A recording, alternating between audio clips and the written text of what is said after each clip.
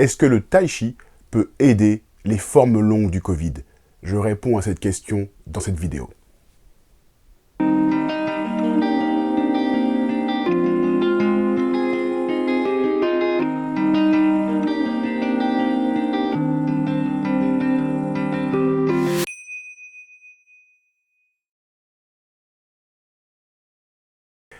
Bonjour et bienvenue sur la chaîne Médecine Corps Esprit. Un scientifique colombien lance un appel en 2022.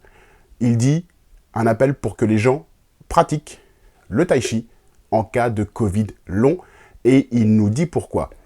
Ce scientifique colombien, en fait, il a un centre. Il a un centre de réhabilitation pour les bronchopneumopathies chroniques et il appelle dans cet article à ce que les personnes qui sont atteintes de Covid long puissent se mettre au tai chi pour améliorer leur situation. Le Covid long, c'est 10% des personnes qui ont un Covid. 10% des personnes qui ont un Covid vont faire un Covid long. Ça va se manifester de différentes manières. Ça peut être des troubles respiratoires, de l'intolérance à l'effort, des malaises, des troubles musculo-squelettiques, de la fatigue, mais également des troubles gastro-intestinaux. Et il n'y a pas de traitement. Et c'est pour ça que ce scientifique dit on pourrait utiliser le tai chi. Pourquoi? Il va avancer plusieurs arguments. Il y en a 4. La première chose, c'est la capacité du tai chi à améliorer la respiration.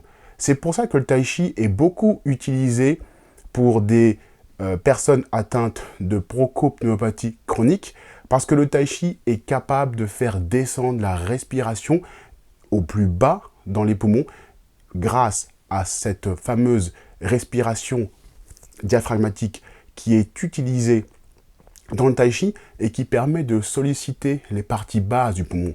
Or, le Covid a tendance, lui, dans les formes longues, et ça a été démontré par les scanners, de provoquer ce qu'on appelle de la fibrose, donc des cicatrices, dans les parties basses du poumon.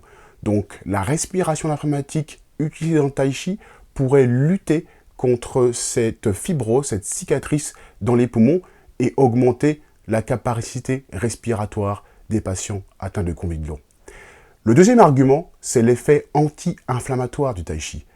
Le tai chi, comme on avait pu le dire dans d'autres vidéos, a une capacité comme la médecine corps-esprit, d'autres pratiques comme le yoga, la méditation, une pratique donc qui est anti-inflammatoire.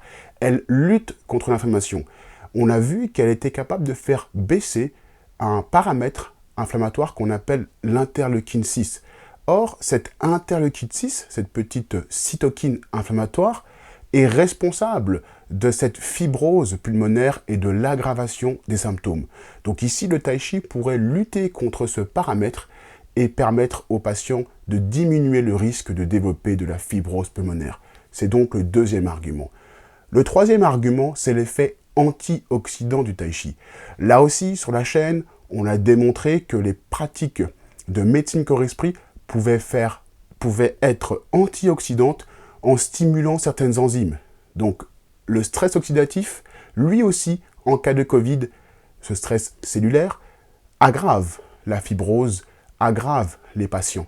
Encore une fois, le tai chi peut lutter contre ça.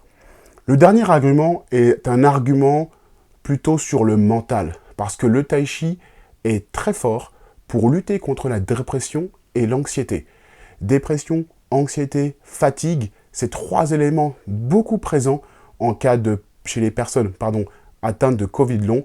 Et donc ici, le tai chi, par son effet calmant, par la stimulation du système parasympathique, le système nerveux qui invite le calme, par la stimulation également du chi qui provoque cette vitalité, cette énergie, permet de lutter contre la fatigue, la dépression et l'anxiété. Ce scientifique colombien ne s'arrête pas là, il va également nous conseiller un protocole. Et ce protocole-là, c'est une pratique ou 2 pratiques par semaine pendant 1 heure, pendant 3 mois. Et il conseille aux personnes de pratiquer dès la sortie de l'hôpital si ces personnes-là ont été hospitalisées à cause de leur infection du Covid. Voilà les arguments avancés. L'effet de la respiration, l'effet anti-inflammatoire, l'effet antioxydant et l'effet calmant sur le système nerveux pour lutter contre l'anxiété et la dépression. J'espère que ce contenu vous a plu et je vous dis à bientôt pour de nouvelles vidéos.